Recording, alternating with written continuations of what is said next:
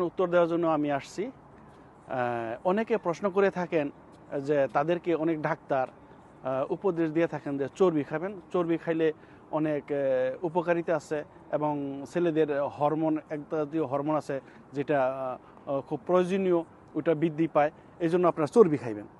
এখন as a cardiologist হিসাবে আমাকে জিজ্ঞেস করছে আপনি কি মনে করেন, তো আমি বলবো চর্বি এমন একটা জিনিস, চর্বি দ্বারা আপনার যে নালীগুলো আছে, ছোট বড় হার্টের নালী আছে, আর্টারি আছে, ওগুলা ব্লকেজ হইতে থাকে পরিমাণে 1 থেকে 2, 5, 10 করে 50, হ্যাঁ, এইভাবে 100% পর্যন্ত সে ব্লকেজ হয়। যখনই ব্লকেজ হয় হার্টের মধ্যে, তখন হার্ট অ্যাটাক হয়, ব্রেনের মধ্যে ব্রেন স্ট্রোক হয় এবং অন্য অন্য ছোটো ছোটো নালী আছে যেগুলা সহজে ব্লকেজ হয়। এই ব্লকেজ যদি হার্টে হয় তা আপনার হার্ট অ্যাটাক হয় এবং আপনি মৃত্যুর কারণ।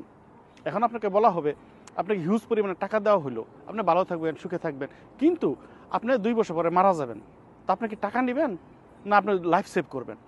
তো অবশ্যই বলবেন যে না, আমার লাইফ সেভ করা।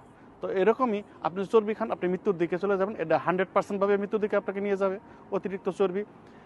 আর এই মৃত্যু থেকে সেভ করার জন্য আপনাকে চর্বি থেকে দূরে থাকতে হবে।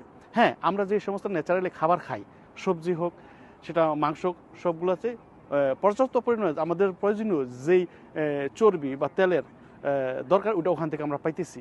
অ্যাজ এ রেজাল্ট আপনাকে অতিরিক্ত চর্বি খাওয়া যাবে না। অতিরিক্ত চর্বি আপনার জীবনের জন্য মৃত্যুর কারণ হয়ে দাঁড়াবে।